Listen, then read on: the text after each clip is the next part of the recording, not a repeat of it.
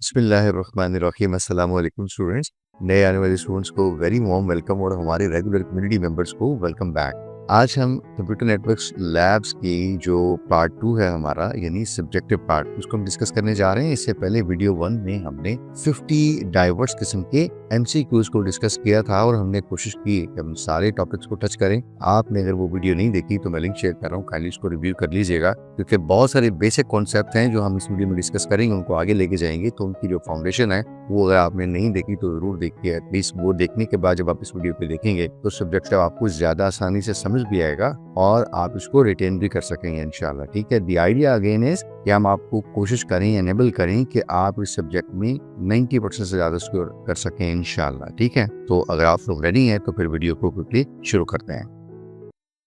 Question number 1 है, name any of the 5 fields that are available और the part of arc message. Arc हमें पता है address resolution protocol को कहते हैं। ये सेकंड लेयर पे काम करता है और मैक एड्रेसेस के अगेंस्ट देखता है कि इस मैक का आईपी एड्रेस कौन सा है, या दूसरे लफ्जों में एक आईपी एड्रेस को ओवर पिंग या कोई मैसेज भेजना है या उससे कम्युनिकेट करनी है तो उसके अगेंस्ट मैक एड्रेसेस कौन सा होगा या फिर हार्डवेयर एड्रेस कौन सा होगा। तो आर्क मैसेज ये करता है और उसके बाद आर्क प्रोटोकॉल क्या करता है, वो आईपी और मैक उनको मैप करके आर्क टेबल में स्टोर कर देता है और उसके बाद सारी लैंड कम्युनिकेशन वहीं से होती है।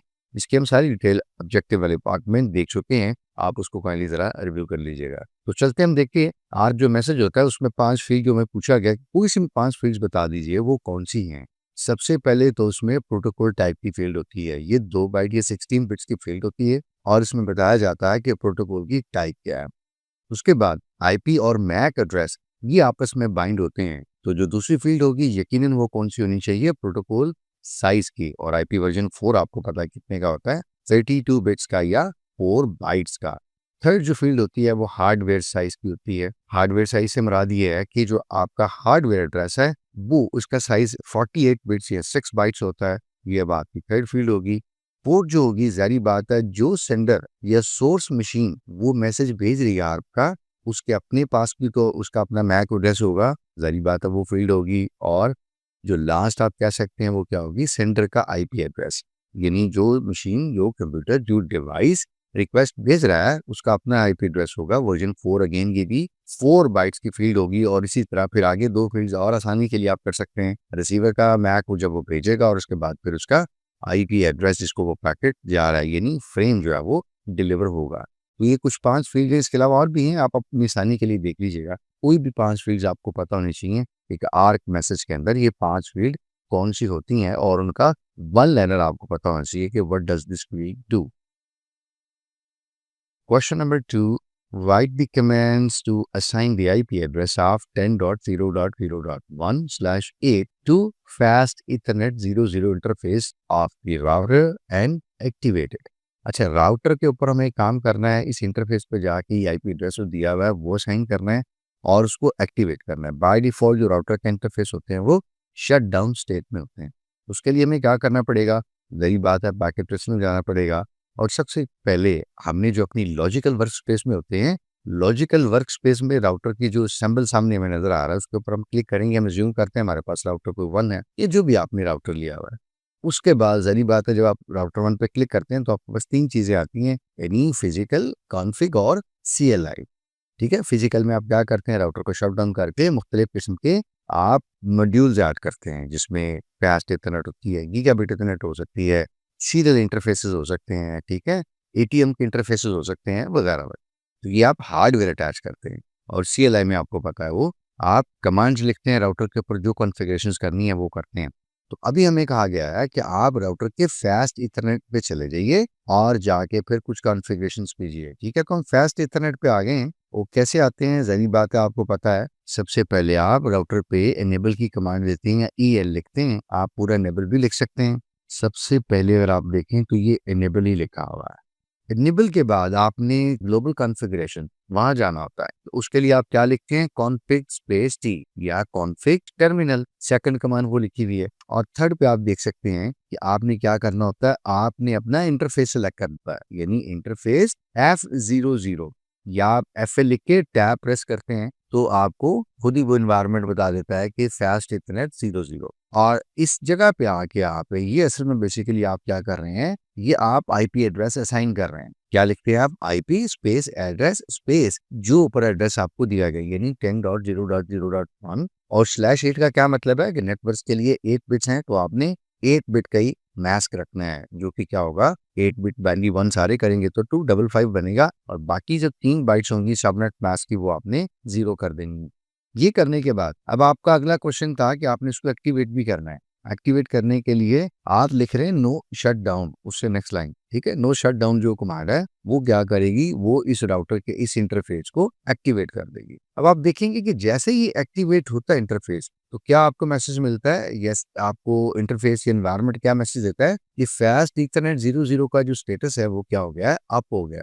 इसका मतलब यह है कि फिजिकली वो एक्टिवेट हो गई है। लेकिन साथ ही साथ दूसरा मैसेज आता है कि लाइन प्रोटोकॉल जो है ये भी इसके ऊपर अप हो गया, यानी इस इंटरफेस पे अब प्रोटोकॉल्स की कम्युनिकेशन हो सकती है, ठीक है। तो यूं हमने क्या किया है, हमने राउटर को इनेबल किया है, जिसके बाद आप देखते हैं हैश सिंबल आता है, फिर हम ग्लोबल कॉन्फ़िगरेशंस में गए हैं, वहां से हमने अपने इंटरफेस सेलेक्ट किया है, उसके बाद हमने आईपी दिया है, आईपी स्पेस एड्रेस स्पेस जो आईपी एड्रेस देना है स्पेस मास्क, और उसके बाद फिर नो शट डाउन की कमांड दी है, ठीक है। तो ये एक तरीका है कि आपने अपने राउटर के किसी इंटरफेस को कोई आईपी एड्रेस असाइन करना है और उसके बाद उसकी स्टेट अप करनी है या उसको एक्टिवेट करना है।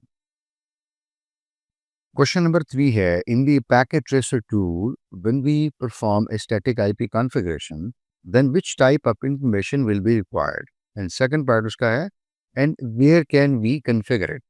यानी पैकेट ट्रेसर के अंदर अगर हमें किसी पीसी का किसी कंप्यूटर का आईपी एड्रेस स्टैटिक यानी खुद मैनुअल कॉन्फ़िगर करना पड़ता है तो हमें कितनी इन्फॉर्मेशन चाहिए होगी और उसके बाद हम इसको कैसे कॉन्फ़िगर करेंगे, ठीक है। लेकिन स्टैटिक का लफ्ज़ है, हमने इससे पहले एमसीक्यूज़ वाले सेक्शन में बात की थी।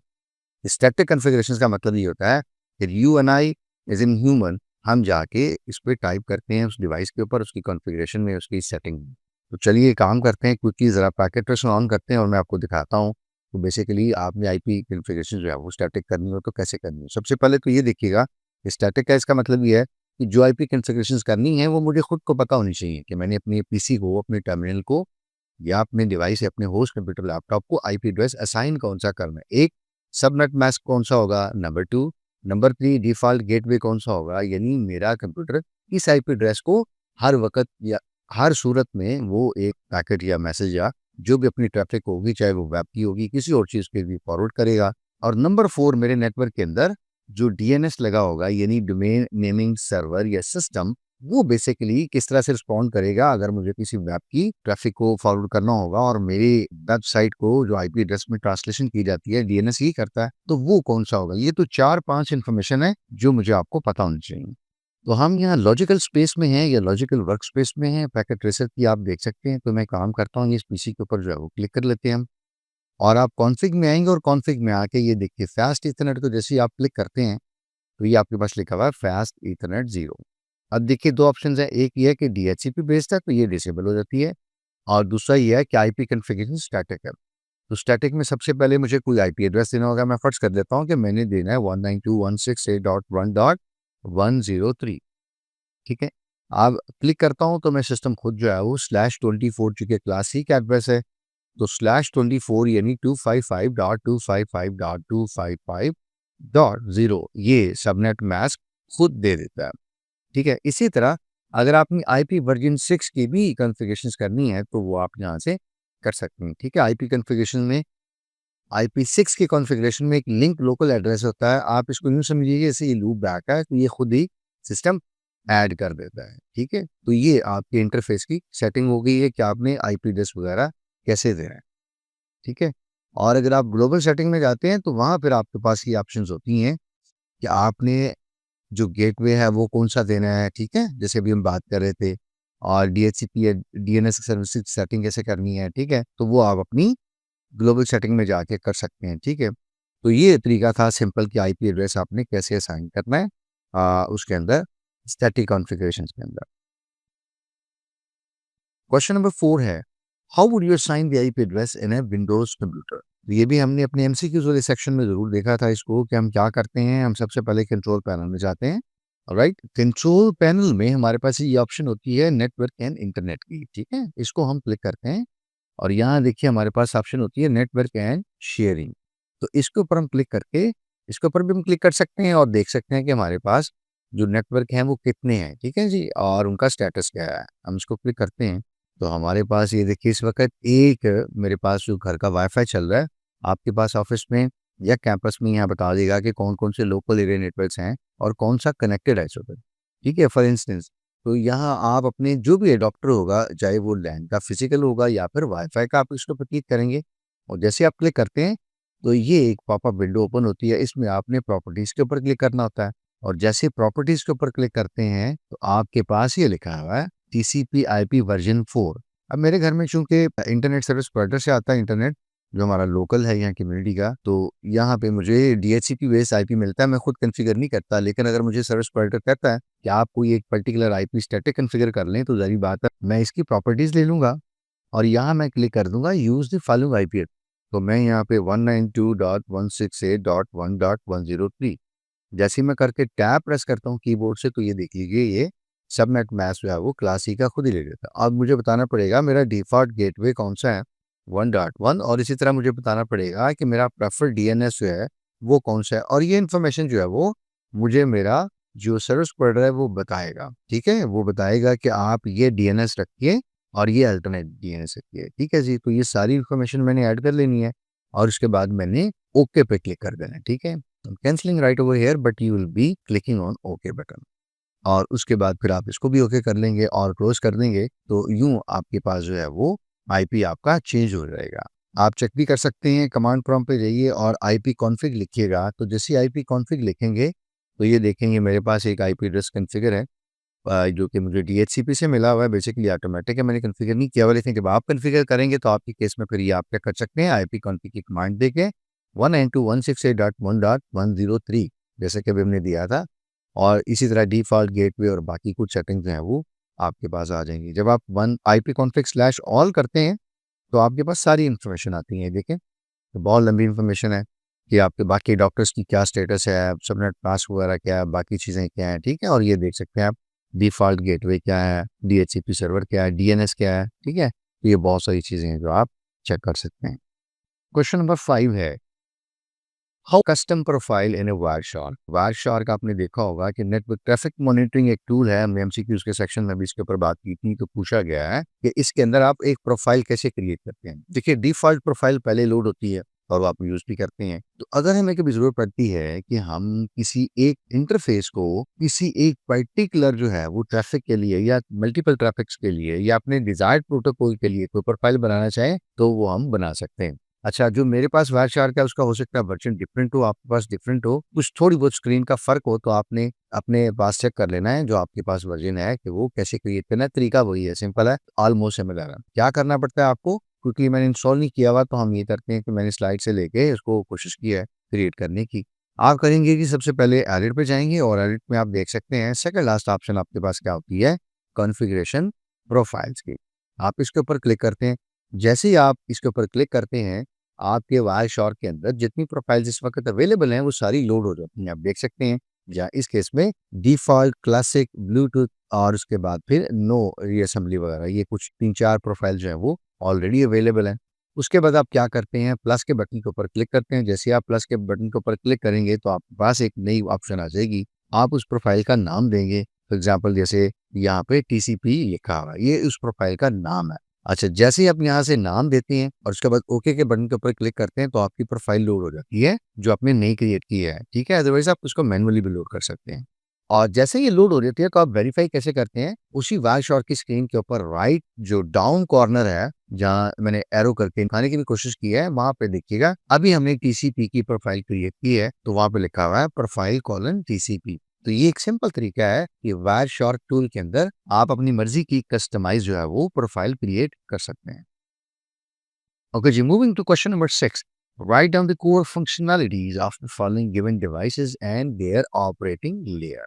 यानी एक को ये बताना है कि 5 जो डिवाइसेस हैं ये बेसिकली इनकी बेसिक कोर फंक्शनैलिटी क्या है, ठीक है। और दूसरा ये बताना है OSI मॉडल के ऊपर ये किस लेयर पे काम करते हैं, ठीक है। जरा क्विकली इसको रैप अप कर लेते हैं। MCQ उसके ऊपर हमने इसके ऊपर बात की हुई है।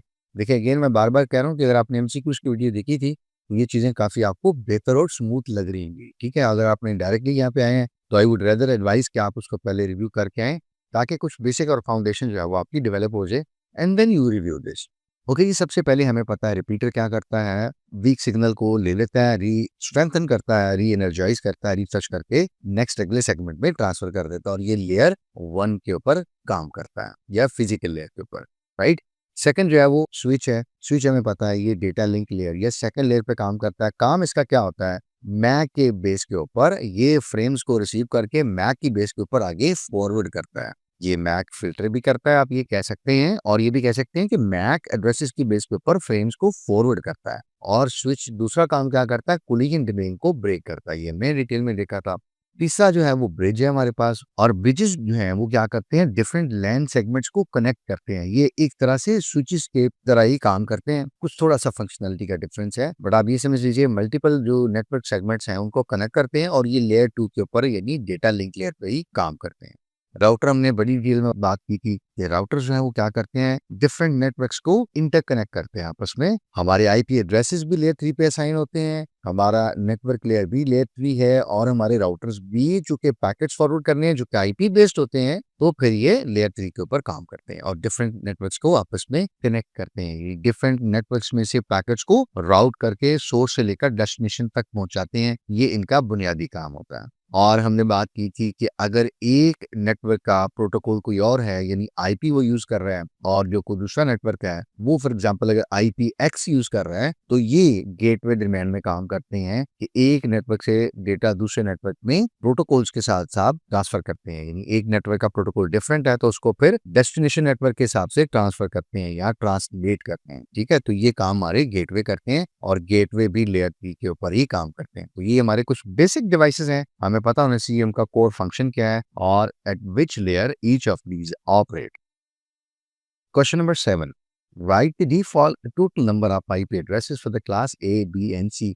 तो ये बड़ी डिटेल से हमने बात की थी कि किसी भी एड्रेस स्पेस या क्लास के अंदर जो गिवन होता है, हमें आईपी एड्रेस निकालने के लिए क्या फार्मूला होता है कि 2 की पावर n करते हैं हम, और n से मुराद क्या होगी, उस गिवन एड्रेस में नंबर ऑफ बिट्स कितनी है होस्ट के लिए या सफिक्स के लिए। 2 माइनस हम इसलिए करते हैं कि एक नेटवर्क आईडी या नेटवर्क नंबर होता है और दूसरा हमारा ब्रॉडकास्ट एड्रेस होता है।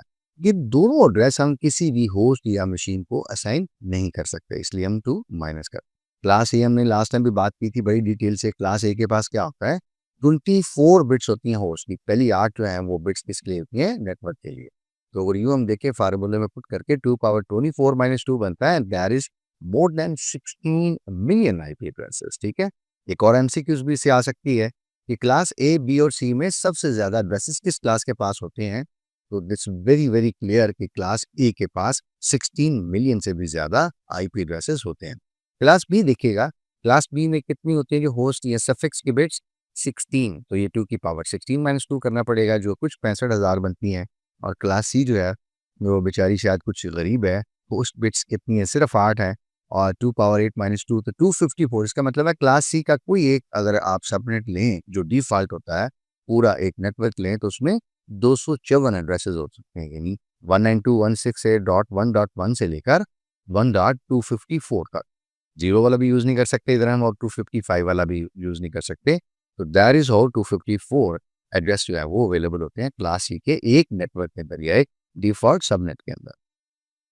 वाई जी, question number 8, write the private addresses of class A B and C. ये भी हमने काफी डिटेल में देखा था एमसीक्यूज वाले सेक्शन में कि प्राइवेट एड्रेसेस कौन से होते हैं, वो आईपी एड्रेसेस जो हम आप ऑफिस में घर में यूज करते हैं, कि राउटेबल नहीं होते, इनसे ट्रैफिक बाहर इंटरनेट पे नहीं जा सकती, सिर्फ घर के अंदर ऑफिस के अंदर जो है वो हम आपस में जो डेटा है वो कम्युनिकेट कर सकते हैं, और जो हमारा राउटर है यहाँ तक हम कम्युनिकेट कर सकते हैं, और उसके बाद फिर राउटर जो है वो टेकअप कर लेता है बाहर नेटवर्क पे जाने के लिए, यानी इंटरनेट पे जाने के लिए।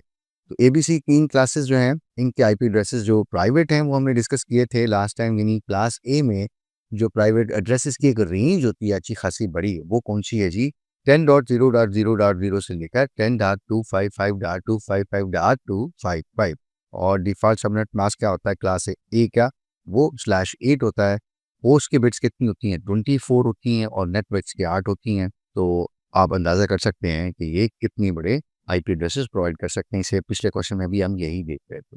उसके बाद क्लास बी है, तो क्लास बी का जो प्राइवेट आईपी एड्रेस है वो आपको पता है 172.16.0.0 से लेकर 172.31.255.255 तक होता है। और इसमें /12 हम यूज करते हैं सबनेट मास्क, या फिर आप कह सकते हैं ये 25 के लिए हमने 8 यूज कर लिया, 8 बिट्स यूज कर ली, और ये जो बाकी 240 है उसके लिए हमने 4 और ले ली। तो यहाँ से 8, यहाँ से 4, तो ये 8 और 4 कितनी बनी? 12, ठीक है, जो हमने यहाँ पे यूज किया हुआ। ठीक हो गया। और अगर 12 हमने नेटवर्क के लिए ले ली है तो पीछे 32 में से 12 कितनी बनी? 20। तो 20 हमारे पास होस्ट के लिए होती हैं, सफिक्स के लिए होती हैं। और क्लास सी जो है वो स्ट्रेट फॉरवर्ड है, अभी हमने देखी भी है, आईपी एड्रेस यूज भी किए हैं प्राइवेट घर पे अपने पीसी के लिए भी। 192.168.0.0 से लेकर 192.168.255.255। तो यूँ ये कुछ आईपी एड्रेसेस हैं प्राइवेट क्लासेस के, private class A, private class B, या private addresses in class C. Question number 9 है, mention the IP classes for the following IP addresses. ये आईपी एड्रेसेस हैं, बताइए ये क्लास कौन सी है। तो आप बताइए जरा क्विकली कौन सी क्लास है। मेरा ख्याल है आपने आइडेंटिफाई कर लिया है, सबसे पहले आपने 10 देखते ही कह लिया तो ये तो क्लास क्या है? क्लास ए। अच्छा जी, दूसरी जो है वो 241। तो 241 कहाँ से शुरू होता है बोला? आप में से जो लोग क्लास ई कह रहे हैं वो बिल्कुल ठीक कह रहे हैं। सी हमारी होती है ना 192 से लेकर 223 तक गालबन हमारी सी होती है, और 224 से लेकर 239 तक हमारी शायद डी होती है गालबन, और उसके बाद 240 से लेकर ऑनवर्ड हमारी पे ई होती है। तो ये क्लास ई है। अच्छा, उसके बाद देखिएगा 192, सही है। तो अभी हम बात कर रहे थे कि 192 से 223 तक गालबन ये क्या है? ये हमारी क्लास सी है। अच्छा, आगे चलते हैं जी 138, और ये हमारी क्लास बी बन रही है, राइट। देखिए 128 से लेकर 191 तक वो हमारी क्लास क्या है? क्लास बी है। तो ये हमारी क्लास डी बनी। और लास्ट 84 से लेकर ऑनवर्ड, यानी 84 किस में आता है भला? 127 तक आता है, ठीक है ना। ये आपने पढ़ा होगा ना, 127 तक जो पहले ड्रेसेस हैं वो किस में आते हैं? क्लास ए में। तो ये भी क्लास ए बनी हो। तो यूं हमने आइडेंटिफाई कर लिया कि क्लास जो है वो कैसे आइडेंटिफाई की जाती है, कि ए का एड्रेस है, बी का और सी का, और फिर यहाँ पे डी और ई का है। ठीक है, एक और भी आपके पास पहचान होती है, राइट। वो एमसीक्यूज में हमने बात की थी जरा ना, कि पहले जो आईपी एड्रेसेस हैं वो किस से स्टार्ट होते हैं अगर बाइनरी में कन्वर्ट किए जाए। कुछ 0 से होते हैं, कुछ 1 से होते हैं, कुछ 10 से होते हैं, और कुछ 110 से होते हैं। लो मैंने आपको दे दिया, आप जरा उस सेक्शन को जरूर देखिएगा। एक वो भी पहचानना है, तो दोनों को आप साथ रखेंगे तो क्वेश्चन गलत होने के इम्कान नहीं होंगे, बल्कि दुरुस्त होगा इंशाल्लाह। ठीक है, तो कोशिश कीजिएगा दोनों चीज़ों को आप साथ रखें। इस तरह से भी आइडेंटिफिकेशन आपको आती हो जो कि डेसिमल की है, और बाइनरीज की भी आइडेंटिफिकेशन आपको आती हो, तो फिर 100% श्योरिटी होगी कि आपका क्वेश्चन बिल्कुल ठीक मार्क हुआ है, चाहे वो ऑब्जेक्टिव का है या फिर सब्जेक्टिव का है। Question number 10. The XYZ company has developed a LAN, यानी local area network, in a 2-floor office building and has planned to connect its office located in Karachi via the public network. ये कुछ एक scenario बताया गया है कि कोई एक कंपनी है, उनके पास 2 ऑफिस हैं, या एक कराची में शायद एक लाहौर में है, और लाहौर वाला ऑफिस जो है गालबन वो कह रहे हैं कि 2 फ्लोर है। तो पूछा गया है कि ये कुछ सिनेरियोस हैं, उनके हिसाब से आप क्वेश्चंस को आंसर कीजिए। सबसे पहले लिखा हुआ है कि व्हाट इंटेलिजेंट डिवाइसेस या device connects the local computers at each floor, यानी लाहौर में जो ऑफिस है उनमें जो 2 फ्लोर बने हुए हैं, उनको जो कंप्यूटर्स हैं उनको आपस में कनेक्ट करने के लिए व्हाट डिवाइस विल यूज। तो आपने आइडेंटिफाई कर लिया। आप में से जो कह रहे हैं ना स्विच, बिल्कुल ठीक कह रहे हैं। स्विच जो है वो हमने पहले भी बात की है, कोलिजन डोमेन को ब्रेक करते हैं, कंप्यूटर्स को आपस में कनेक्ट करते हैं, लोकल एरिया नेटवर्क काम करते हैं, फ्रेम्स को फॉरवर्ड करते हैं based on the MAC addresses. तो यू आर एब्सोल्युटली राइट। और उसके बाद फिर सेकंड पूछा गया है कि वो कौन से डिवाइस हैं जो कि 2 लैन सेगमेंट को, यानी फर्स्ट फ्लोर और सेकंड फ्लोर, इनको आपस में कनेक्ट करेंगे। तो हम ब्रिज भी यूज कर सकते हैं, लेकिन अगर ऑलरेडी नेटवर्क में स्विचेस हैं तो हम उन्हीं को यूज करके इन 2 नेटवर्क सेगमेंट्स को भी कनेक्ट कर सकते हैं। हमने बात की थी कि स्विचेस जो हैं वो ब्रिजेस की तरह ही काम करते हैं, बल्कि उनसे कुछ एडिशनल काम करते हैं, राइट। तो still we can use the already used switches, के जिनसे हम अपने कंप्यूटर्स को भी कनेक्ट किया और हम अपने 2 फ्लोर्स को भी कनेक्ट कर सकते हैं।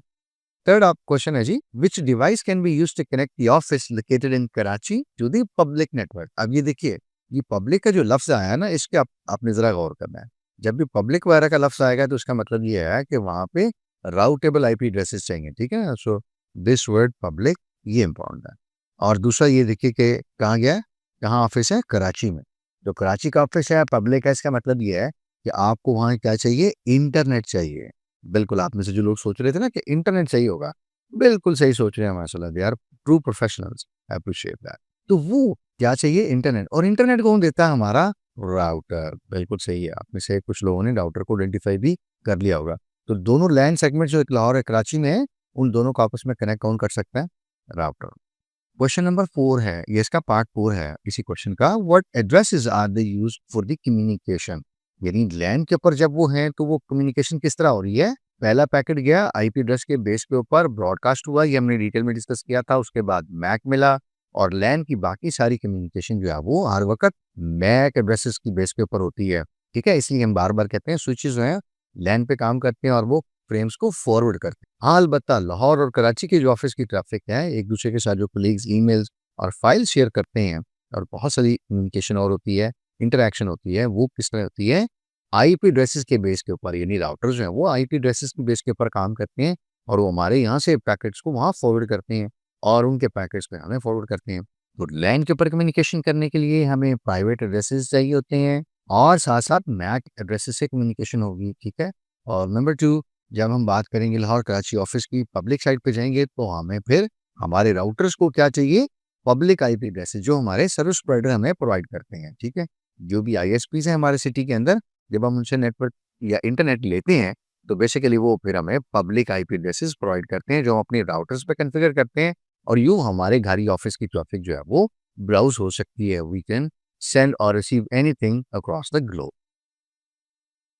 Question number 11. Which command is used for the connectivity check? Also explain the fields like TTL, default wait times, and symbols for the lost packet. ठीक है जी, कुछ 3-4 चीज़ें पूछी गई हैं। एक तो पूछा गया कनेक्टिविटी चेक आपने कैसे करनी है, और पूछा गया कि कुछ टीटीएल आपने कैसे चेक करना है, डिफ़ॉल्ट टाइम वेट कैसे चेक करना है, और पैकेट अगर लॉस हो रहे हैं तो उसकी निशानी क्या है?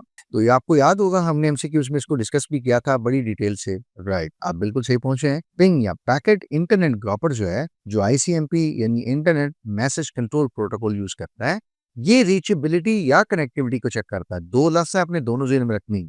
ये चीज़ रीचेबिलिटी के पॉइंट ऑफ व्यू से भी पूछी जाती है कि कैसे रीचेबिलिटी इंश्योर की जाए, कैसे कनेक्टिविटी वेरीफाई की जाए। तो दोनों सूरतों, दोनों लफ्ज़ों का मतलब एक ही है कि आपने कनेक्टिविटी चेक करनी है, और वो कौन चेक करता है? पिंग।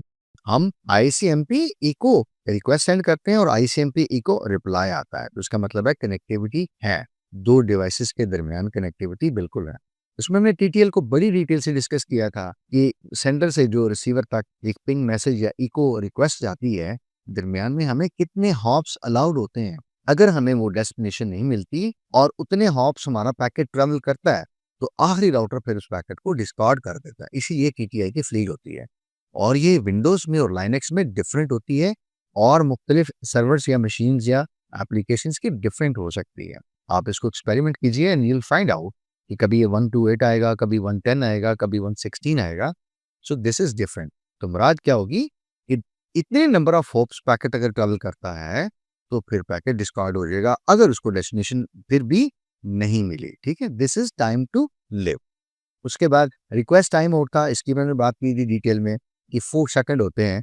एक जब पैकेट जाता है और रिप्लाई नहीं आता, तो फिर रिक्वेस्ट टाइम आउट प्रिंट कर दी जाती है कि वहाँ से रिप्लाई अब नहीं आएगा। ठीक है, तो ये डिफ़ॉल्ट कितना है? 4। पैकेट लॉस की निशानी क्या है? Request time out. ठीक है, ये पैकेट लॉस की निशानी है। तो ये हमसे 3-4 फील्ड्स पूछी गई थी पिंग की, ये हमने क्वेश्चन को डिटेल में देखा था एमसीक्यूज़ वाले में पार्ट। क्वेश्चन नंबर 12 है, what is the IP config command and how you use it? इससे पहले हमने एक क्वेश्चन में भी बात की थी कि विंडोज के ऊपर जो है वो आईपी कॉन्फ़िगरेशंस को चेक करने के लिए हम इसको यूज करते हैं। और तरीकाकार क्या है कि हम रन के ऊपर जाते हैं, और रन के ऊपर जाके आईपी कॉन्फ़िग लिखते हैं। ठीक है, और उसके बाद फिर हमारे पास ये इन्फॉर्मेशन आ जाती है। चलिए मैं एक दफा फिर आपको दिखा देता हूँ। ये रन के ऊपर आए हैं, और उसके बाद फिर हम क्या करते हैं, यहाँ पे कमांड प्रॉम्प्ट लिखते हैं अपना सीएमडी, और ये हमारे पास कमांड प्रॉम्प्ट आ जाता है, और उसके बाद हम लिखते हैं आईपी कॉन्फ़िग। तो ये देखिए हमारे पास आईपी कॉन्फ़िगरेशंस आ गई। इस वक्त मेरे पास एक ही जो एडाप्टर है वो वाईफाई का वो चल रहा है, इसलिए आपको उसकी आईपी सेटिंग मिल रही है। राइट, अगर मैं इसको ऑल के साथ यूज करूंगा, आईपी कॉन्फ़िग और स्पेस स्लैश ऑल, तो ये जितने भी एडाप्टर्स हैं, वर्चुअल एडाप्टर्स हैं, फिजिकल हैं, वो सारे लिस्ट कर देगा, और इसके अलावा बाकी कुछ इन्फॉर्मेशन और भी दे देगा। ये देख रहे हैं, बाकी कुछ इन्फॉर्मेशन आपको काफ़ी डिटेल मिल रही है। सही है, तो आपके सिस्टम का नाम क्या है, आपकी डोमेन वगैरह क्या है, ठीक है, इवन आपका मैक एड्रेस भी बता रहा है आप। ये आपका मैक एड्रेस है जो आपका वाईफाई का अडॉप्टर है। आपने डीएचसीपी इनेबल किया है, वो आपको बता रहा है, ठीक है। और इसके अलावा आपका आईपी एड्रेस जो है वो क्या है, आपने ये लीज्ड यानी डीएचसीपी से उधार या लीज कब लिया हुआ है, किस डेट को ये लीज एक्सपायर होगी, आपका डिफ़ॉल्ट गेटवे क्या है, डीएचसीपी सर्वर क्या है, डीएनएस सर्वर क्या है। और अगर एक डीएनएस जैसे मैंने दिखाया था आपको, एक एक प्रेफर्ड होता है और एक अल्टरनेट होता है। तो प्रेफर्ड अगर काम नहीं करेगा तो अल्टरनेट जो है वो कौन सा डीएनएस है। ये सारी सेटिंग जो है ये हमें मिल रही हैं ipconfig/all करके, ठीक है। एग्जिट लिखेंगे तो क्लोज हो। क्वेश्चन नंबर 13 है, what is the trace route command and what is it's use. अच्छा, ट्रेस राउट की कमांड भी हमने लास्ट एमसीक्यूज में देखी थी कि ट्रेस राउट क्या होता है कि आपने सोर्स से लेकर डेस्टिनेशन तक देखना है कितने हॉप्स हैं एक, और कितने राउटर्स के थ्रू आप वहां तक जा रहे हैं। तो ट्रेस राउट की कमांड हमने लास्ट एमसीक्यूज वाले सेक्शन में भी देखी थी और हमने अपनी यूनिवर्सिटी की वेबसाइट को ट्रेस आउट किया था। यहाँ मैंने इस एग्जांपल में दराज.pk की वेबसाइट को वो किया है ट्रेस राउट, ठीक है। अब आप ये ना समझिएगा कि मुझे दराज वाले कुछ मशहूरी के लिए कमर्शियल के लिए कुछ पे करते हैं। मैंने सिंपल एग्जांपल ली है, right. So here we are, यहाँ से हमने शुरू किया है इस जगह से, ठीक है, इस जगह से हमने शुरू किया है। और आप ये समझ लीजिए डाउन ये नंबर 12 के ऊपर दिस इज दराज, ये दराज का वेब सर्वर है जहाँ पे हमें हिट जो है वो रिप्लाई हमें आया। और यहाँ तक आने तक ये देखिए मुख्तलिफ जो हैं ये वाले मुख्तलिफ क्या है, ये सर्वर्स हैं या फिर राउटर्स हैं जहाँ से हम गो थ्रू या थ्रू होके जा रहे हैं until we reach our destination. तो ट्रेस राउट यही होता है कि आप कहाँ से कहाँ पहुँचे हैं और कैसे पहुँचे हैं। यानी यहाँ लाहौर से आप चले हैं और आपने रावलपिंडी जाना है, तो बीच में कितने टर्मिनल्स हैं, कितने स्टेशंस हैं, कितने शहर हैं जहाँ से आप गुजर के गए हैं। और यही हमें नेटवर्क में पता चल रहा होता है कि आपके घर से, आपके ऑफिस से, आपके इस टर्मिनल से, आपके सिस्टम से, आपके कंप्यूटर या फिर राउटर से डेस्टिनेशन के जो सर्वर है वो कितने हॉप्स दूर है और दरमियान में से जो हॉप्स या राउटर्स आ रहे हैं वो कौन कौन से हैं। और अगेन ये भी क्या यूज करता है, इको रिक्वेस्ट और इको रिप्लाईज, ठीक है। ये एडिशनल चीज मैंने लिख दिया कि ट्रेस राउट में भी यही होता है, यानी पहले हॉप तक अगर सिस्टम में आना है तो वो इको रिक्वेस्ट भेजेगा, इको रिप्लाई आएगा, वहां पे फिर आगे जाएगी, वहां से फिर आगे, इस तरह करके। सो ये फिर लिस्ट करता है कौन कौन सा राउटर दरम्यान में आ रहा है। Question number 14, in the packet tracer how many modes of A router does have. Router के मोड्स अभी हमने जब कॉन्फ़िगरेशंस करने की कोशिश की थी तब भी देखे थे कि 3 मोड्स अवेलेबल हैं, एक फिजिकल, एक कॉन्फ़िग और एक सीएलआई। देखिए फिजिकल जो होता है ना वो वैसे बाय डिफ़ॉल्ट आता है। जब आप उसको क्लिक करते हैं तो वो सबसे पहले फिजिकल ही आता है। फिजिकल में आप क्या कर सकते हैं, जैसे हमने बताया कि आप वहाँ पे यूज़ कर सकते हैं जितने भी आपके पास कॉन्फ़िगरेशंस होती हैं, यानी हार्डवेयर इंटरफ़ेस आप ऐड कर सकते हैं, सीरियल है, अ, एटीएम इंटरफ़ेस है, फास्ट इथरनेट है, गीगाबिट है और इस तरह की सारी चीज़ें आप कर सकते हैं, ठीक है। तो जो कॉन्फ़िग है, उस इंटरफ़ेस में आप क्या करते हैं या उस जगह पे आप क्या करते हैं, कॉन्फ़िगरेशंस करते हैं, ठीक है। यानी खुद से कॉन्फ़िगरेशंस लिखते हैं, फास्ट इथरनेट को ये आईपी एड्रेस असाइन है, सिक्योरिटी के लिए पासवर्ड आपने ये देना है, इनेबल का पासवर्ड आपने ये देना है, ठीक है। राउटर के कौन-कौन सी ग्लोबल कॉन्फ़िगरेशंस के लिए कौन-सा आपने पासवर्ड देना है, किस इंटरफ़ेस पे कौन-सा आपने आईपी एड्रेस कॉन्फ़िगर करना है, ये आपको इंटरफ़ेस के थ्रू मिलता है। और तीसरी चीज़ क्या होती है, सीएलआई यानी कमांड लाइन इंटरफ़ेस, जिस पे ये देखिए राइट साइड पे अगर आप देखें, तो ये कमांड लाइन इंटरफ़ेस ही है, जिसमें राउटर का आईओएस जो है वो चल रहा है। और ये आईओएस ऐसे ही है जैसे हमारे पास विंडोज़ का ओएस होता है। और उसके बाद फिर आपको और मुझे कमांड्स देनी पड़ती हैं, आईपी एड्रेसेस के लिए, टेलनेट के लिए, एसएसएच के लिए, ठीक है?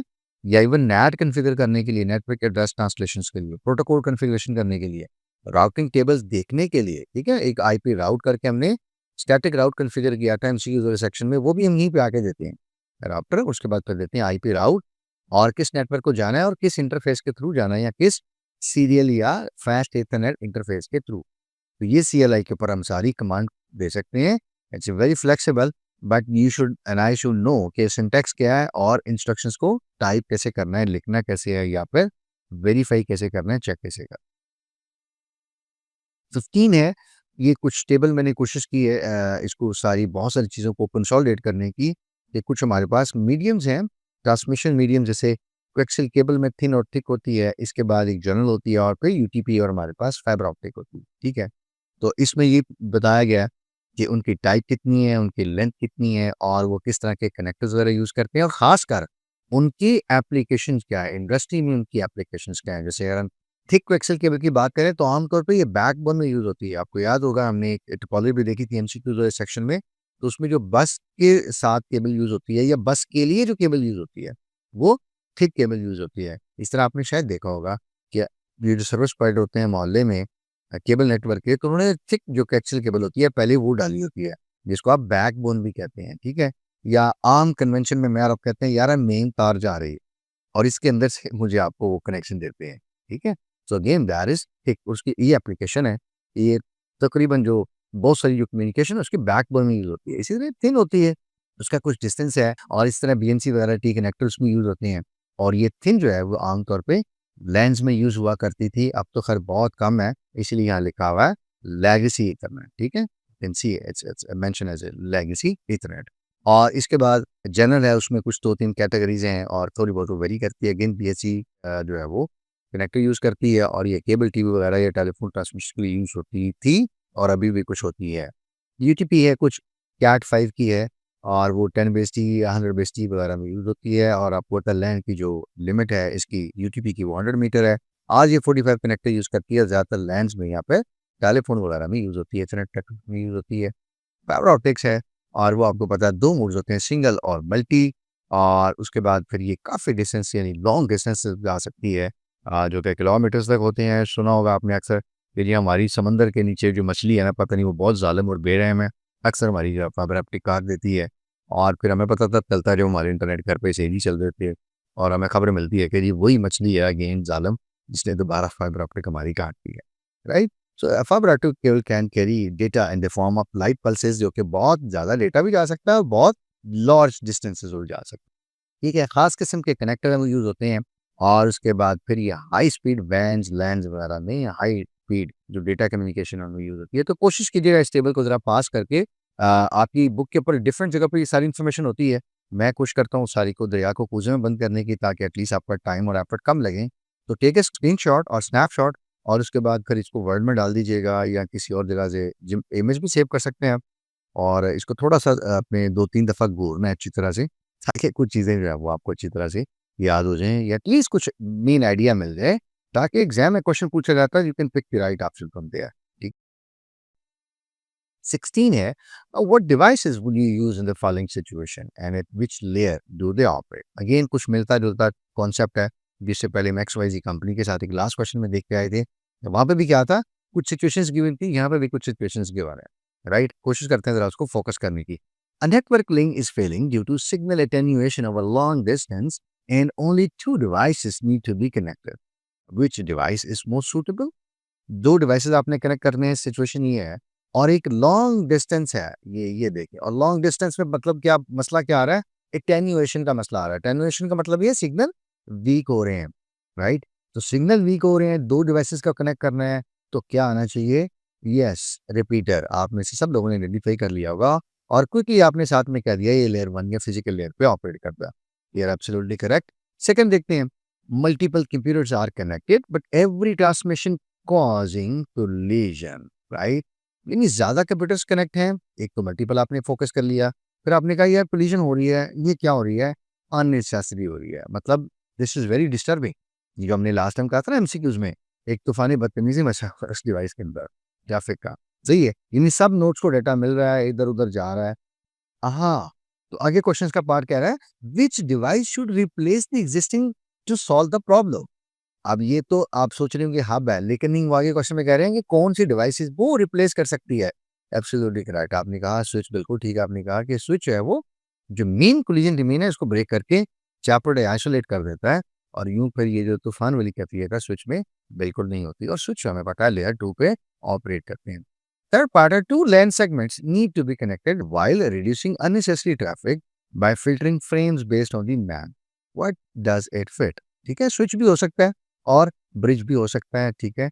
2 लैन सेगमेंट्स को कनेक्ट करते हैं आप और उसके बाद आगे क्या करते हैं, मैक की बेस के ऊपर फ़िल्टर करते हैं कि किस सेगमेंट का जो फ्रेम है या उस सेगमेंट के अंदर रहना चाहिए या दूसरे सेगमेंट में जाना चाहिए, ठीक है? तो ये काम ब्रिज कर सकते हैं और ब्रिज करते भी हैं, लेयर 2 पे ऑपरेट करते हैं। इसका फोर्थ पार्ट है, two networks using different IP ranges. ठीक है, दो नेटवर्क्स हैं। अब ये देखिएगा, दो कंप्यूटर नहीं है। तो आप में से कुछ लोगों ने पहले आइडेंटिफाई कर लिया होगा, अच्छा राउटर है ये। बिल्कुल सही कह रहे हैं, वो वेरी स्मार्ट। अच्छा जी, वो उनको क्या चाहिए, they need to communicate in the dynamic path selection. ये देखिए दूसरी चीज मैंने कहा था ना, जो बोर्ड है उनको जरा थोड़ा सा आपने फोकस करना है। तो डायनेमिक पाथ सिलेक्शन का मतलब कि किस रास्ते पे जाना है, तो ये कौन कर सकता है, router, and they operate at layer number 3 और नेटवर्क लेयर। फिफ्थ पार्ट है टू हेट्रोजीनियस नेटवर्क्स। अब देखिएगा ये जो लफ्ज है ना हेट्रोजीनियस, इट्स वेरी इंपॉर्टेंट। यानी दो नेटवर्क हैं लेकिन वो प्रोटोकॉल्स डिफरेंट यूज कर रहे हैं। दो नेटवर्क्स डिफरेंट प्रोटोकॉल यूज कर रहे हैं और उन्हें आपस में कम्युनिकेट करना है। ठीक है, यानी आईपी टू नॉन आईपी है, जिसको हमने कहा था शायद आईपी एक्स हो सकता है। ठीक है, एप्पल टॉक हो सकता है, कोई और प्रोटोकॉल हो सकता है। करेक्ट दैट, आपने गेटवे का बिल्कुल ठीक है और आपने लेयर 3 का वो भी बिल्कुल ठीक है। तो ये कुछ एप्लीकेशन थी। यानी हम देखें कि सिनेरियो अगर इस तरह का होगा तो डिवाइस हमें कौन सा चाहिए होगा, इससे हमें ज़्यादा समझ आती है कि डिवाइस किस तरह काम करते हैं। ठीक है, तो I deliberately made this question difficult a little. इतना भी नहीं था, लेकिन अगर आपको बेसिक्स आती हैं तो आपने क्विकली आइडेंटिफाई किया होगा और मेरा ख्याल है आपने इसको थोड़ा सा एंजॉय भी किया होगा। इस तरह के क्वेश्चन को आप personally enjoy that. Question number 17, differentiate between the routing protocols and the routed protocol। तो ये हमने बात की थी एमसीक्यूज वाले सेक्शन में भी, कुछ बेसिकली उसी से बिल्ड करते हैं आगे। हमने कहा था कि राउटिंग प्रोटोकॉल्स बेसिकली वो होते हैं जो राउटिंग करते हैं। और राउटिंग क्या होती है, राउटिंग ये होती है कि एक पैकेट ने सोर्स से डेस्टिनेशन तक जाना है तो बताया जाए कि रास्ता कौन सा बेहतर है, अच्छा रास्ता कौन सा है, ऑप्टिमम पाथ कौन सा है, जहाँ पे टाइम कम लगे, एफर्ट्स कम लगे। यकीनन ये होगा ना, एक शॉर्ट वे है लेकिन आप कहते हैं नहीं यार तुम घूम के जाओ, जरा पेट्रोल भी ज़ाया होगा, टाइम भी ज़ाया होगा, उसका फ़ायदा नहीं है, राइट। तो यही राउटिंग होती है कि आप देखें सोर्स से डेस्टिनेशन तक पैथ सिलेक्शन कौन सी बेहतर है नेटवर्क के अंदर, कौन सा पैथ अडॉप्ट किया जाए, वो अच्छा है, वो बेहतर है, तो वो हम अडॉप्ट करते हैं। तो ये होती है राउटिंग। और राउटर्स क्या करते हैं, वो हर वक्त राउटिंग करते रहते हैं। यदि एक तो वो पैथ सेलेक्ट करते हैं कि पैकेट ने किस पैथ पे जाना है। सेकंडली, जो एक राउटर के पास इंफॉर्मेशन होती है कि मुझे इन नेटवर्क्स का पता है, I know 10 networks or maybe 20 networks where they are and how to get there. So let me tell the router B, hey, neighboring router, I know the paths to the 20 networks and here these are. So update your routing table और router 2 भी यही कहेगा router 1 को, and think about it. This is happening across the globe.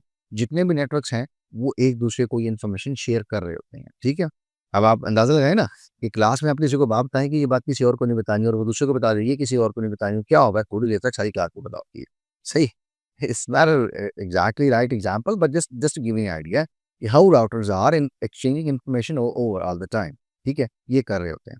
तो अब ये हमारे routing protocols क्या करते हैं बेसिकली, ये तो पाथ सिलेक्शन में हेल्प करते हैं, ये तो राउटिंग करते हैं। ठीक है, बताते हैं कि पैकेट ने किस रास्ते से जाना है, जैसे कि ओएसपीएफ है, जैसे ईआईजीआरपी है, आईएस है या रेप है, राउटिंग इंफॉर्मेशन प्रोटोकॉल वर्जन 2 हम यूज करते हैं।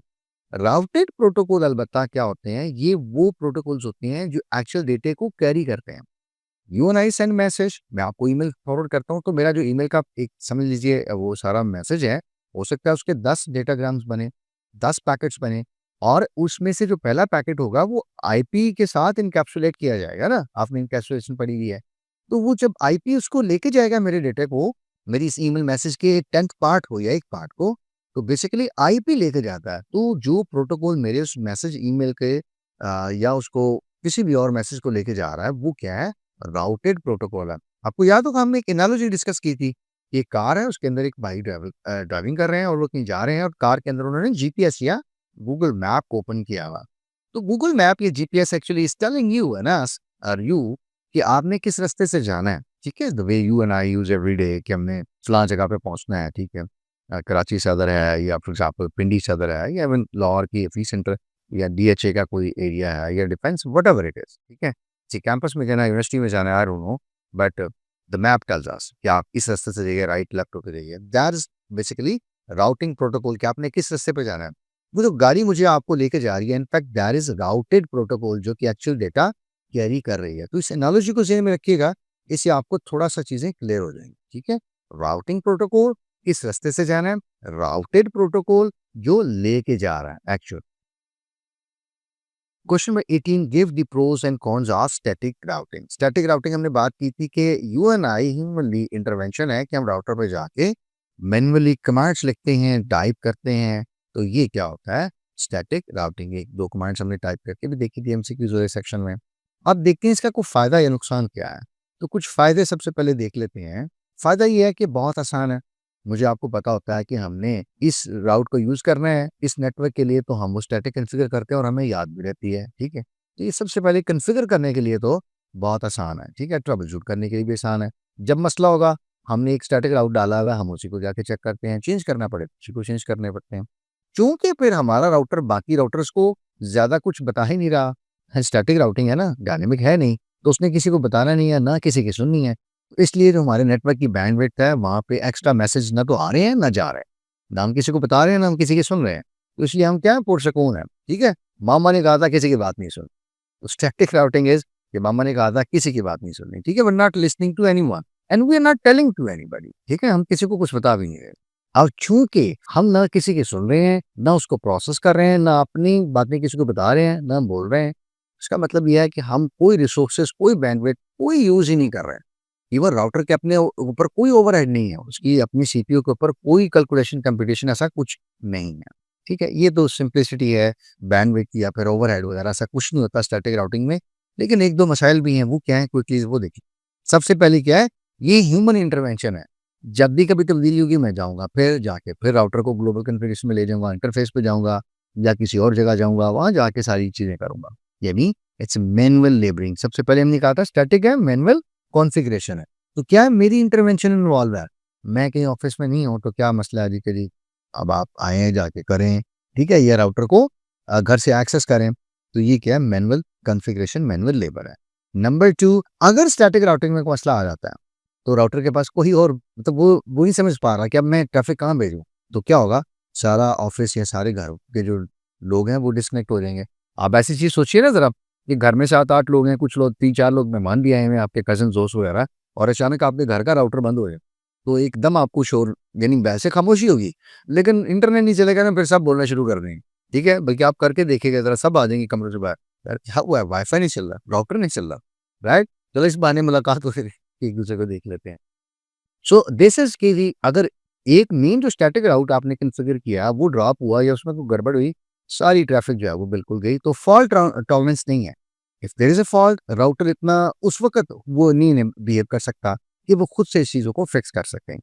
और थर्ड जो है, अगेन जैसे हमने कहा कि ह्यूमन इंटरवेंशन है, तो इसी ह्यूमन एरर प्रोन, यानी हमसे भी गलती हो सकती है ना।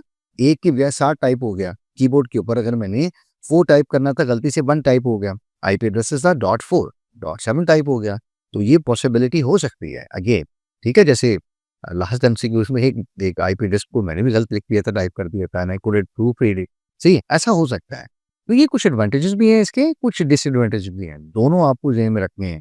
ये स्टैटिक यूज़ कब कर सकते हैं, कब नहीं करनी चाहिए।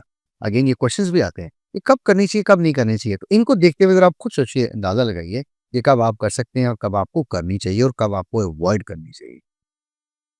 इसी तरह साथ मिलते-जुलते हम कोशिश करते हैं कि कुछ यही सिमिलर सिनेरियो हम डायनामिक राउटिंग के साथ भी देखें। ठीक है, तो लफ्ज़ जब डायनामिक आता है, इसका मतलब ये है कि हमने कुछ प्रोटोकॉल्स चला दिए हैं राउटर्स के ऊपर, जैसे कि EIGRP या OSPF। तो ये क्या करते हैं, ये ऑटोमेटिकली राउटर को इनेबल कर देते हैं कि ठीक है, अब आपको जो सुनाता है उसकी सुन भी लीजिए, जो आपके पास है वो भी एक्सचेंज कीजिए। तो एक अच्छे बच्चे की तरह माहौल क्रिएट करके सबसे कोलैबोरेट करके रहिए, चीज़ें शेयर भी कीजिए लोगों के साथ और लोगों की भी सुनिए। ठीक है, तो ये क्या है, डायनेमिक राउटिंग प्रोटोकॉल। ये अपडेट्स ऑटोमेटिकली लर्न करता है राउटर, ऑटोमेटिकली एक्सचेंज करता है। ठीक है, एक टाइमर होता है आमतौर पे, उस टाइमर के बाद, यानी फॉर एग्जांपल आप समझ लीजिए 10 सेकंड है, तो 10 सेकंड के बाद राउटर ने किसी को बताना भी है, तो नई चीज़ होगी, और उन्होंने इसको बताना है कि भई हमारे पास कोई नई इन्फॉर्मेशन है। ठीक है, तो this keep on exchanging information between router across the globe या अक्रॉस द नेटवर्क। अच्छा, इसका फ़ायदा क्या है? सबसे बड़ी बात तो ये है कि जैसे मैं बात की थी ना लास्ट एमसीक्यूज़ में भी, कि टोपोलॉजिकल चेंज आती है तो राउटर्स एक-दूसरे को खुद बता देते हैं और ये काम ऑटोमैटिक होता है। हमने कॉन्फ़िगर की, हम छुट्टियों पे जा रहे हैं, कराची जा रहे हैं, लौट जा रहे हैं, we don't have to worry about it. Second क्या है, इसके अंदर बिल्ट इन फॉल्ट टॉलरेंस होता है। एक राउट काम नहीं कर रहा ना, तो राउटर क्या करता है, उस नेटवर्क तक जाने तक अपना टेबल और बाकी राउटर जो नेबरिंग होते हैं उनसे क्विकली ज़रा एडजस्ट कर लेता है और चीज़ें सीख लेता है, पूछ लेता है। इसको हम कहते हैं नेटवर्क की ज़ुबान में कन्वर्जेंस। कन्वर्जेंस मतलब जब भी नेटवर्क की टोपोलॉजी में चेंज होगा, तो राउटर जब इंफॉर्मेशन अप डेटा एक्सचेंज करते हैं तो अपने आप को अपडेट कर लेते हैं, अपने आप को कन्वर्ज कर लेते हैं क्विकली, ठीक है। तो ये अगर एक राउट नहीं चल रहा तो हमें परेशानी नहीं होगी, राउटर जो है उसको एड्रेस कर लेगा, मेरा आपका जो डेटा है वो किसी और पाथ के ऊपर ट्रैवल करवा देगा। इवन वी डोंट नो कि उसने बैकएंड पे क्या किया। So very smart and very intelligence, ठीक है, but things are been done automatically.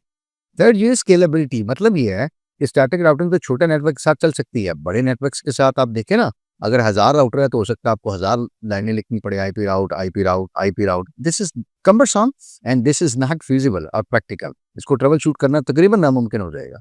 जबकि यहाँ पे क्या है, डायनेमिक के साथ स्केलेबिलिटी है। नेटवर्क बड़ा होता जा रहा है, we have no issue at all, क्योंकि राउटर खुद बता रहे हैं एक दूसरे को और वो खुद डिसाइड कर रहे हैं कि कौन सा राउट टेबल में रखना है, अपने राउटिंग टेबल में कौन सा राउट नहीं रखना, और जब कन्वर्जेंस होती है कौन सा निकालना है, ठीक है, कौन सा नया रखना है। तो ये सारा काम क्या हो रहा है, ऑटोमेटिक हो रहा है। और इसलिए इसको हम स्केलेबिलिटी की भी कहते हैं कि ज्यादा राउटर्स ऐड हो रहे हैं, नेटवर्क बड़े होते जा रहे हैं, ये have no issue at all, हम डायनेमिक राउटिंग के साथ ऐसा कर सकते हैं।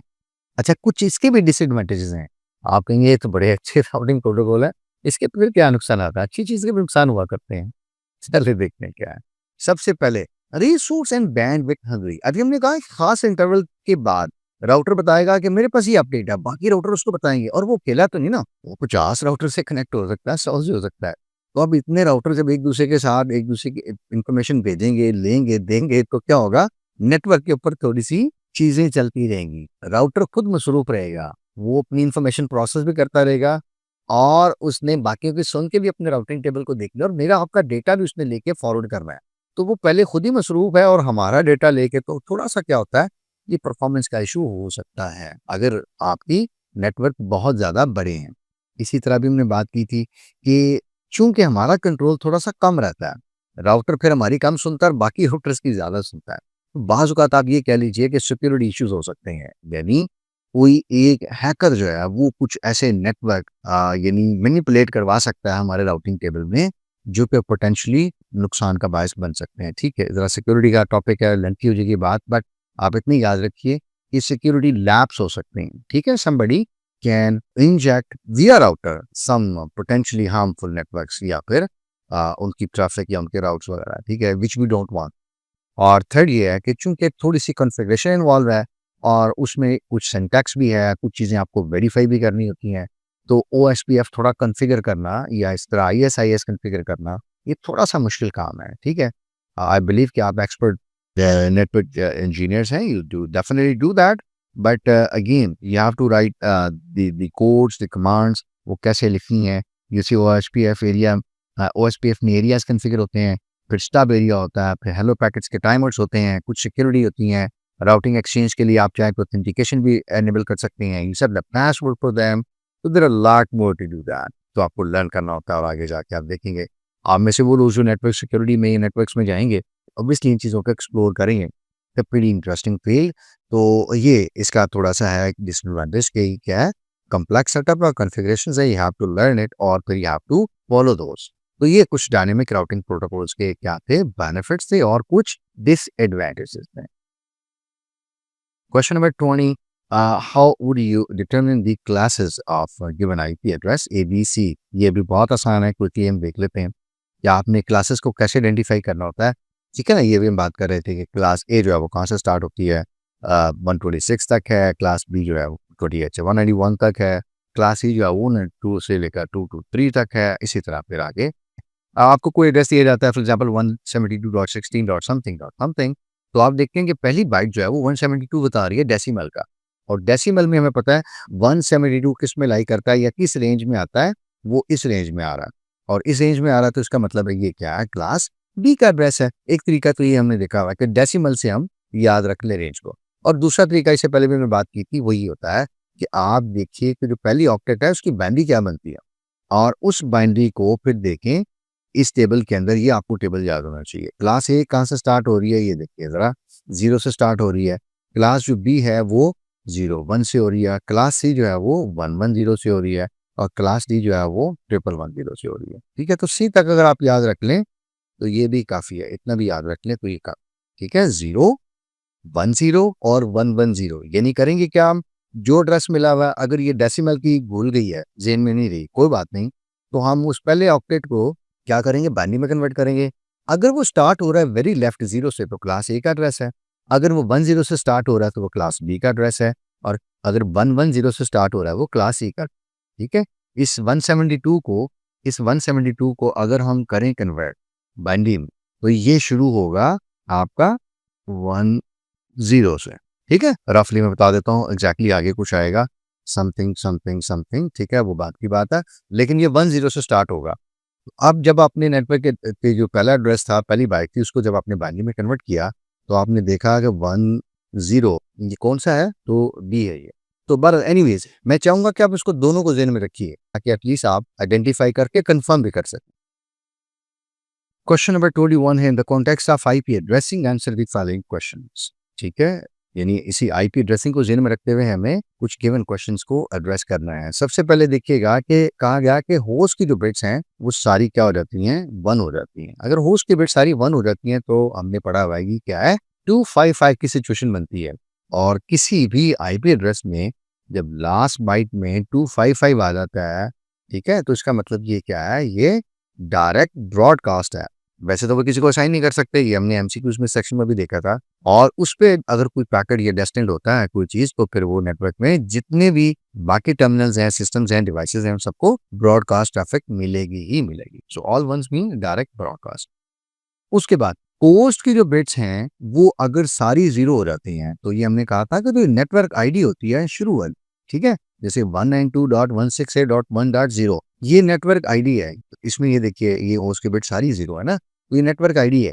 इसको हम किसी को आईपी एड्रेस बना के साइन नहीं कर सकते, बल्कि पहला आईपी एड्रेस क्या बनेगा, 1.1, यानी 1.1 पहला आईपी एड्रेस बनेगा। 192.168.1.1 ये पहला आईपी एड्रेस बनेगा, और .255 ये लास्ट बनेगा, जो कि हमने कहा साइन नहीं कर सकते। ये 0 वाला भी साइन नहीं कर सकते, 255 वाला भी साइन नहीं कर सकते, इसलिए आपको याद होगा 2 की पावर n-2 हम किया करते हैं। और लास्ट ये हमने एमसीक्यूज में भी देखा था कि लूप बैक क्या होता है। लूप बैक मतलब एक अपना ही एड्रेस है हमारा, हमारे कंप्यूटर में पड़ा हुआ है, हम उसी को पिंग करते हैं, और अगर हमारा TCP/IP स्टैक प्रॉपर इंस्टॉल है तो हमें 127.0.0 से रिप्लाई आता है। और अगर हमारे पास TCP/IP इंस्टॉल नहीं है, या इंस्टॉल है वो काम नहीं कर रहा, तो लूप बैक एड्रेस रिप्लाई नहीं करता। ठीक है, ये हमने एमसीक्यूज में देखा था। पिंग की थी आईपी एड्रेस को और हमें रिप्लाई भी मिला था। जो कंप्यूटर पिंग्स इटसेल्फ, और इटसेल्फ का मतलब क्या है कि पीछे क्या है, टीसीपी का स्टैक है जो कि प्रॉपर इंस्टॉल भी है और काम भी कर रहा है। Question number 22, what is this subnetting and how do we use it, या why do we use it, sorry, subnetting को हम इस्तेमाल क्यों करते हैं। देखिए, सबनेटिंग क्या है कि हमारे पास एक बड़ा सा नेटवर्क है और उसको हम तोड़ के छोटे छोटे पार्ट्स में तकसीम कर लेते हैं। जो छोटे पार्ट्स बनेंगे उनको हम क्या कहते हैं, ये हमारे सबनेट हैं। ठीक है, आसान लफ्जों में अगर आपको मैं कहूँ तो होल सेलर वाले एक चीज डजन में बेचते हैं। ठीक है, वो कहते हैं दर्जन से कम नहीं मिलेगी, तो आप जाते हैं, आप कहते हैं जी एक चीज, एक साबुन दे दीजिए, वो कहते हैं नहीं पूरा पैक दर्जन का मिलेगा। अब आप कहेंगे मैं दर्जन का पैक क्या करूं, इस वक्त हमें एक की जरूरत है। आप वो पैक पूरा ले ले, वो दे देंगे आपको, लेकिन क्या होगा, बाकी फिर आहिस्ता आहिस्ता इस्तेमाल करते रहेंगे, या कहेंगे यार काम खा, मैंने सारे पैसे इस पे जाया कर दिए या इन्वेस्ट कर दिए फॉर द टाइम। एंड और आप क्या करते हैं, आप परचून वाले के पास जाते हैं तो वही दर्जन वाला पैक वो ला के उसको खोल देता है और एक एक करके मुझे आपको दे देता है। तो उसने क्या किया हुआ है, उस बड़े से नेटवर्क को ला के छोटे छोटे चंक्स बना दिए हैं। उन चंक्स को हम क्या कर सकते हैं, सबनेटिंग। इससे आसान मिसाल नहीं थी मैं दे सकता, मेरा ख्याल आपको याद भी रहेगी। ठीक है, कि सबनेट क्या होता है, कि बड़े एक नेटवर्क में से छोटे छोटे सबनेट्स बना दिए जाते हैं। उसकी वजह ये होती है कि मुझे आपको बाज़ का 2 आईपी चाहिए, 4 चाहिए, तो हम 254 वाला पूरा इतना बड़ा सेट क्यों लें। और बाज़ सी, ये तो सी बता रहा हूँ ना, सी क्लास के बाज़ इससे बड़े भी हैं, तो हमने इतनी ज्यादा क्या कर रहे हैं, और ये कोई 50-100 का तो मिलता नहीं है, it cost 1000 cinema, hundreds and thousand rupees. सही है, तो वाई देयर इज नीड, मुझे अगर 2 चाहिए तो मैं 2 ही लूँ। तो 2 कब मिल सकते हैं, 4 या 6, 8, ये 16 वगैरह, जब हमारे पास सब नेटिंग की ऑप्शन हो। तो ये मैंने बता दिया कि बेसिकली क्यों हम करते हैं और है क्या। ठीक है, क्विकली हम देख लेते हैं। हमारे पास एक एग्जांपल दी हुई है, समझने अगेन कि 256 रूम है, तो एक ही बिल्डिंग में इकट्ठा 256 रूम बना दिए जाएं ग्राउंड फ्लोर के ऊपर, तो क्या होगा, ऐसे मैसिव सिचुएशन। तो अब हम क्या करते हैं, हम कहते हैं नहीं जी, हम 16 डिफरेंट जो है वो अपार्टमेंट्स बना देते हैं और हर अपार्टमेंट्स में 16 कमरे बना देते हैं। Think about it, a well organized building having 16 story and each story has a 16 rooms in it. और आप ये कह लीजिए कि हर रूम एक अलग डिपार्टमेंट है, could be sales, operations, customer services, network operations and IT operations and HR, finance and so on. अब क्या होगा, सिचुएशन काफी बेहतर हो गई है। सबसे जो बड़ा फायदा होता है हमें वो यूज करने का सबनेटिंग को, एक तो ये है कि बड़े नेटवर्क के ऊपर ब्रॉडकास्ट सबको मिलेगी और ट्रैफिक भी सबकी जाएगी। तो जो छोटा नेटवर्क होगा वहां पे नेटवर्क कंजेशन जो है वो रिड्यूस हो जाती है। अगर हमारा एक ऐसा सबनेट है जिसमें 16 आईपीज हैं तो ब्रॉडकास्ट जाएगी 16 को जाएगी, बाकी को नहीं जाएगी। ठीक है, so you are reducing the unnecessary broadcast traffic. दूसरा ये है, सिक्योरिटी को इंप्रूव करेंगे, ऑब्वियसली इंप्रूव करेंगे। ठीक है, क्योंकि आपकी ट्रैफिक जो है वो 16 तक लिमिटेड हो गई है। अब अपने सबनेट से बाहर नहीं जा रहे, विद इन सबनेट आप अपनी ट्रैफिक को रख रहे हैं, तो दैट इज मोर सिक्योर। और थर्ड ये है कि जैसे हमने बात की कि इसको ऑपरेशनलाइज करना भी बड़ा आसान है। यानी आपके पास 6 डिपार्टमेंट्स है तो आप 6 डिफरेंट सबनेट्स बना दीजिए। ठीक है, IT, operations, sales, customer services and so on. So organisation बड़ी अच्छी है, आपकी मैनेजमेंट बड़ी अच्छी हो जाएगी। ठीक है, और एक ही है कि आप सबनेट इसलिए बनाते हैं, हमने बात की पहले कि जितने आपको आईपी चाहिए वो आप उतने ही लेते हैं, तो आपका जाया कोई नहीं हो रहा। So this is a way we efficiently utilise our IP address. तो इससे क्या हो रहा है, मेरे जो आईपी एड्रेसेस हैं वो बेहतर यूटिलाइज हो रहे हैं, वो जाया नहीं। वर्ड 3 है, consider the following scenario and answer the questions. ठीक है जी, कंपनी है और उनके पास अगेन कुछ डिपार्टमेंट्स हैं। ये मैंने थोड़ा सा खुद क्रिएट करने की कोशिश की, आपको थोड़ा सा एप्लीकेशंस बता सकूं। अच्छा जी, हर एक डिपार्टमेंट में उनको 50 से लेकर 60 सिस्टम चाहिए और एक उन्होंने आपको रेंज दी गई आईपी एड्रेसेस की कि आपने ये वाले यूज कर 192.168.1.0/24। एंड क्वेश्चंस क्या हमें आंसर करने हैं जी, कि आपको सबनेट कितने चाहिए, एक, आपने सबनेट मास्क जो है वो कौन सा देना है, दो, और आपको जो यूजेबल आईपी मिलेंगे वो कितने मिलने हैं, और आप बताइए कि सबनेट आपने किस तरह से दिए हैं इन 3 या 4 डिपार्टमेंट में। असल में ये 1 2 3 4 है, यहाँ गलती से 3 लिखा गया, दीज आर 4। ठीक है, तो 4 डिपार्टमेंट्स को आपने कैसे जो है वो आईपी असाइन करते हैं। ठीक है, तो क्वेश्चन आपको समझ आ गया कि एक आपके पास आईपी एड्रेस दिया हुआ है, ये 4 डिपार्टमेंट्स हैं, उसमें से हर एक के पास 50 से 60 तक कंप्यूटर होने हैं। तो आप बताइए कि आपके सबनेट कितने बनेंगे, उस एक सबनेट के अंदर आईपीज कितने आएंगे जो आप इनको अलॉट करेंगे। ये आपकी डिमांड है या रिक्वेस्ट है, तो आप इसको कैसे हैंडल करेंगे और वो सबनेट बनेंगे कौन कौन से। ठीक है, चलें बिस्मिल्लाह करके क्विकली शुरू करते हैं। सबसे पहली बात तो ये है कि आपको सबनेट्स कितने चाहिए। तो अभी हमने कहा था डिपार्टमेंट्स हमारे पास कितनी है भला, 1 2 3 एंड 4। ठीक है, इन 4 डिपार्टमेंट्स के लिए आपको 4 सबनेट चाहिए और 4 सबनेट के लिए हमें क्या करना होगा, आप देखिए 2 की पावर 2 करेंगे तो 4 आ जाएगा। इसका मतलब ये है कि हमें 2 बिट्स और मिल जाए ना होस्ट के अंदर से, तो हम 4 सबनेट निकाल लेंगे। तो बड़ी अच्छी बात है, ये देखिए हमने 2 बिट्स ले ली होस्ट बिट से सबनेट के लिए। तो अगर हम होस्ट बिट से 2 बिट सबनेट के लिए निकाल लेते हैं तो हमारे पास 4 सबनेट तो बन जाएंगे। लेकिन अब होस्ट की बिट्स कितनी रहेगी, 8 से कम होकर 6। अभी देखना है कि हमारे पास एक सबनेट के अंदर आईपी एड्रेसेस कितने बनेंगे भला, तो वो हमें पता है किस तरह से बनेंगे, 2 की पावर 6 करके। और 2 की पावर 6 माइनस 2 करेंगे तो इसका मतलब यह है कि एक सबनेट के अंदर हमें कितने आईपी एड्रेस मिलेंगे, 62। और हमारी रिक्वायरमेंट कितनी है, 50 से 60। तो इसका मतलब है वी आर ऑल सेट, 2 अभी भी एक्स्ट्रा है। ठीक है, परफेक्ट हो गया। दूसरी चीज, अब हमारे पास जो सबनेट मास्क बनेगा 2 बिट्स लेने के बाद, पहले कितना था 24, अब कितना बन जाएगा 26। ठीक है, तो अब हमारे पास ये जो सूरत हाल है 192.168.10/24 नहीं रही, बल्कि ये कितनी बनती है /26। ठीक है, गुड क्लिक। चलिए, और एक क्वेश्चन जो था वो ये था कि ये चारों डिपार्टमेंट्स में ये जो सबनेट्स बनेंगे, ठीक है ना, वो कौन से बनेंगे वो भी हमें दिखाना है। ठीक है, तो हमारे पास अगर आप 2 की पावर 6 करें तो 64 बनता है। तो इसका मतलब ये है कि 0 पहला होगा, उसके बाद सेकंड होगा 64, फिर उसमें 64 ऐड करते जाएं, फिर 64 ऐड करते जाएं। ठीक है, तो ये तरतीब बनेगी। तो हमारे पास जो पहला डिपार्टमेंट है सेल्स को, हम जो 0 वाला सबनेट है, ये 0 वाला सबनेट है, आईपी एड्रेस नहीं है। ठीक है, ये 0 वाला सबनेट है जो 0 से लेकर 63 तक जाएगा, क्योंकि नेक्स्ट कौन सा है 64 है। 0 वाला जो सबनेट है उसमें 1 से लेकर 62 तक हमने दिया हुआ है आईपी एड्रेस, और ये 63 वाला क्या होगा, ब्रॉडकास्ट होगा। यहाँ 0 से 63 तक ये खत्म हो गया, 64 से अगला शुरू होगा, और 64 अगले का क्या है, वो सबनेट आईडी है। तो वो 65 से शुरू होके 127 तक जाना है, लेकिन 127 उसका ब्रॉडकास्ट है, तो 126 तक वो जाएगा। अब देखिए थर्ड की जो आईडी क्या है सबनेट की, 128। तो 128 वाला जो है वो 191 तक जाएगा, क्योंकि 92 से लास्ट शुरू हो रहा है। तो वो 129 उसका पहला आईपी एड्रेस होगा और 191 से पहले कौन सा आता है 19, तो वहां तक जाएगा। तो यूँ आप देखें 62 आईपी एड्रेसेस जो हैं वो यहाँ पे बन रहे हैं, आप उसको कैलकुलेट भी करके देख सकते हैं। और चौथा इसी तरह से 192 से, यानी वो उसका सबनेट आईडी होगा, 193 से शुरू होगा और 254 तक जाएगा, क्योंकि 255 क्या होता है ब्रॉडकास्ट। तो ये हमने ज़रूरत को देखते हुए देखा कि सबनेट कितने बन सकते हैं, एक सबनेट के अंदर आईपी एड्रेसेस कितने आ सकते हैं, और हमारी ज़रूरत भी पूरी हो रही है। और फिर हमने ये देखा कि पहला सबनेट कहाँ से शुरू होगा, कहाँ ख़त्म होगा, दूसरा, तीसरा, चौथा, पाँचवा। अगर मिसाल के तौर पे हमारे केस में यहाँ पे 4 ही थे। कोशिश कीजिएगा, इसको खुद से हल कीजिएगा। जहाँ कहीं आप स्टक हो तो यहाँ से हेल्प ले लें, लेकिन इसको खुद जब तक नहीं करेंगे तो ये थोड़ा-सा ट्रिकी होगा, समझ नहीं आएगा। आपके हैंडआउट में अगर कोई और एग्ज़ाम्पल है तो उसको कीजिए, इंटरनेट से एक आध ले लीजिएगा, लेकिन एटलीस्ट 1-2 एग्ज़ाम्पल्स की ज़रूर कीजिए। क्वेश्चन नंबर 24 है सीआईडीआर नोटेशंस क्या होती हैं? ठीक है, ये हमने बात की थी एमसीक्यू सेक्शन में भी कि क्लासलेस इंटर-डोमेन राउटिंग को कहते हैं सीआईडीआर, और स्लैश नोटेशन भी होती है। इसमें क्या करते हैं हम, कि सबनेट जो है वो हम पूरा लिखते नहीं हैं, बल्कि सबनेट के अंदर जितने वन्स आ रहे होते हैं वो हम काउंट करके लिखते हैं। ठीक है, मिसाल के तौर पे क्लास ए है, तो उसका अगर एड्रेस है वो 255.0.0.0 आता है, तो उसमें 8 जो है वो वन्स हैं, जो पहला 255 है उसके लिए, तो हम स्लैश 8 लिख। ठीक है, एक एग्जांपल और देखते हैं। ये हमने एग्जांपल की है कि 184.13.152.0 को स्लैश 22 से ज़ाहिर किया गया। इसका मतलब क्या होगा कि जो पहली 22 बिट्स हैं वो क्या आ रही हैं, नेटवर्क नंबर्स के लिए आ रही हैं।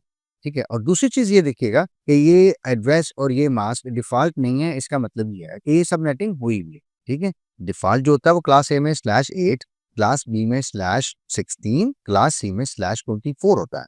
उनको हम क्लास फुल बोलते हैं।